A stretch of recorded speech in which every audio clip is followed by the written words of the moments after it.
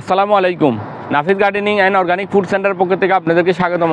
বন্ধুরা, আজকে আমি নাফিস গার্ডেনিংয়ের ছাদ বাগানে আমার ছাদে যে শিম চাষ করেছি, বেশি বেশি করে শিমে ফুল আসার জন্য, বেশি বেশি করে শিম আসার জন্য আমি একটি গুরুত্বপূর্ণ রেসিপির কথা গুরুত্বপূর্ণ খাদ্য উপাদান তৈরি করে গাছে এখন প্রয়োগ করব।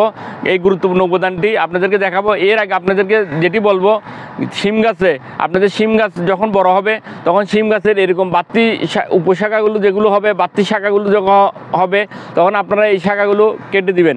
কেটে দিয়ে 1G কাটিং 2G কাটিং করে দিবেন। তাহলে এরকম সাইড ব্রাঞ্চ থেকে প্রচুর পরিমাণে শাখা জন্মাবে এবং এগুলো থেকে ফুল ফল আসবে।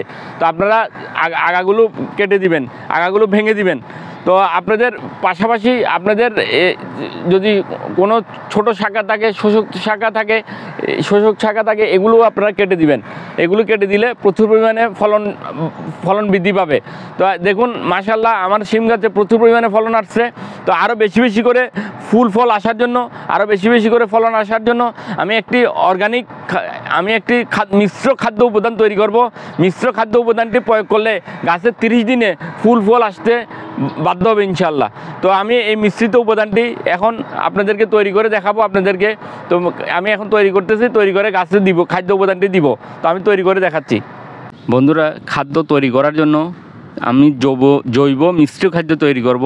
সবচাইতে প্রথমে আমি যেটি নিব সেটি হচ্ছে যে আপনাদেরকে দেখাচ্ছি। এটি হচ্ছে আপনারা জৈব সার বা ভার্মিকম্পোস্ট বা কেঁচো সার, কেঁচো সার বা জৈব সার নেবেন। জৈব সার নেওয়ার পর এরপর আপনারা যেটি নেবেন হচ্ছে হাড়ের গুঁড়া। দেখুন, আপনারা হাড়ের গুঁড়া, শিংকুচি, নিমখৈল, সরিষার খৈল এগুলো নেবেন আপনারা। তো আমি হাড়ের গুঁড়া নিয়েছি। দেখুন, এখানে হাড়ের গুঁড়া, শিংকুচি মিক্স করে দিয়েছি। এখানে হচ্ছে হাড়ের গুঁড়া, এগুলো হচ্ছে হাড়ের গুঁড়া। হাড়ের গুঁড়াতে প্রচুর পরিমাণে ক্যালসিয়াম রয়েছে। তো আপনারা এরপর হাড়ের গুঁড়া নেবেন। এরপরে আমি যেটি নিব সেটি হচ্ছে যে, দেখুন আপনাদেরকে দেখাচ্ছি, এটি হচ্ছে যে টিএসপি দানা, তো আপনারা টিএসপি দানা নেবেন। টিএসপি দানা পরিমাণ মতো করে আপনাদের গাছ অনুপাতে খাদ্য তৈরি করবেন। গাছ অনুপাতে আপনার রেশিও অনুপাতে খাদ্য তৈরি করবেন। আপনাদের গাছ যদি বেশি থাকে বেশি খাদ্য তৈরি করবেন। কম গাছ হলে আপনাদের চামচ দিয়ে প্রতি গাছের জন্য আপনারা 2 চামচ দিলেই চলবে। তো এরপরে আমি টিএসপি নিয়েছি। টিএসপির পরে আমি নিয়েছি লাল পটাশ। আপনারা দেখুন, আমি লাল পটাশ নিয়েছি। লাল পটাশের এরপরে এখানে যেটি নিয়েছি সেটি হচ্ছে যে জিপসাম। আপনারা জানুন, জিপসাম যারা কৃষিকাজ করেন তারা জিপসাম চিনেন। জিপসামে রয়েছে সালফার এবং ক্যালসিয়ামের অভাব পূরণ করবে এবং সালফারের অভাব পূরণ করবে। পাশাপাশি মাটির জীবাণুনাশক হিসাবে কাজ করবে। তো মাটির জীবাণুনাশক হিসাবে আপনারা যে কোনো ছত্রাকনাশক দিতে পারেন, অথবা আপনারা নিমখৈল দিতে পারেন। নিমখৈল দিলে আপনারা এখানে যদি খাদ্য তৈরি করার সময় নিমখৈল মিশ্রিত করে দিবেন। তো আমি দেখুন, আপনি জিপসামটা দিয়ে দিচ্ছি। জিপসামটা পরিমাণ মতো আমার গাছের জন্য আমি দিয়ে দিচ্ছি।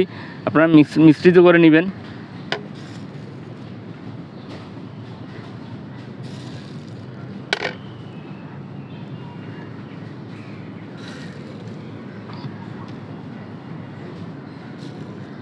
তো আমি জিপসাম নিয়ে নিয়েছি।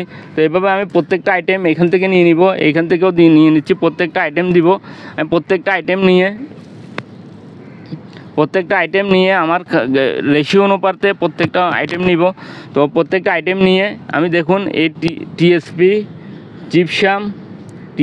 জিপসাম এবং লাল সার, যেটি আপনারা জানেন পটাশিয়াম আপনারা চিনেন। লাল পটাশ, যেটি আমরা বলি লাল পটাশ, সারের দোকানে পাওয়া যায়। লাল পটাশ নেবেন। তো আপনারা যদি সাদা পটাশ পান আরও ভালো। লাল পটাশ, সাদা পটাশ এগুলো নেবেন।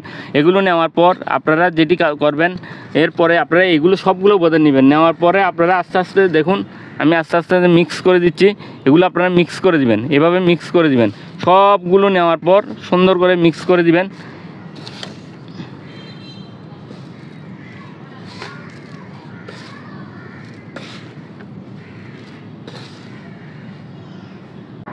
বন্ধুরা, মিশ্র খাদ্য উপাদানটি আমার তৈরি করা শেষ, আমি মিশ্রিত করে ফেলেছি। তো এখানে কি কি দিয়েছি আপনারা জানেন। আপনারা ভার্মি কম্পোস্ট অত্যন্ত গুরুত্বপূর্ণ উদ্ভিদের জন্য। তো এই ভার্মি কম্পোস্ট দিয়েছি। তো আমার শিম গাছের ক্যারেটে করা, তো আমি দেখুন মালচিং করে দিয়েছি। এভাবে আপনারা শিম গাছে মালচিং করে দিবেন, তাহলে খাদ্যরসের অভাব হবে না। খাদ্যরসের অভাব হলে গাছে ফুল এবং কচি শিম ঝরে যাবে। তো আমি দেখুন আমি এখানে গর্ত করে দিয়ে দিয়েছি। তো এইভাবে আপনারা সুন্দর করে গর্ত করে দিয়ে দিবেন এবং দেওয়ার পর সুন্দর করে মালচিং করে দিবেন। তো আমি আরেকটি গুরুত্বপূর্ণ পরিচর্যার কথা আপনাদেরকে বলবো বন্ধুরা। আমার পাশাপাশি আরেকটি শিম গাছ দেখুন, এই গাছে পাতা একটুখানি হলুদ হয়ে যাচ্ছে। এই দেখুন পাতা একটু হলুদ হয়ে যাচ্ছে। তো পাতা হলুদ হওয়ার মেইন কারণ যেটি, অত্যন্ত গুরুত্বপূর্ণ কারণ যেটি, সেটি হচ্ছে ম্যাগনেসিয়ামের অভাব, ম্যাকসারের অভাব। তো আমার এই গাছে ম্যাকসার দিয়ে দিবেন। আপনাদের যাদের গাছের পাতা হলুদ হয়ে যাচ্ছে, তো আপনাদের গাছে ম্যাকসার দিবেন, ম্যাগনেসিয়াম। তো ম্যাগনেসিয়াম সার দিলে এই পাতা হলুদ হওয়া বন্ধ হয়ে যাবে। তো এইভাবে আপনারা শিম গাছের যত্ন এবং পরিচর্যা করবেন। শিম গাছের যত্ন এবং পরিচর্যা করলে আপনাদের ইনশাল্লাহ প্রচুর পরিমাণে ফলন পাবেন। 30 দিনে গাছে প্রচুর পরিমাণে ফলন হবে ইনশাল্লাহ। আল্লাহ হাফেজ।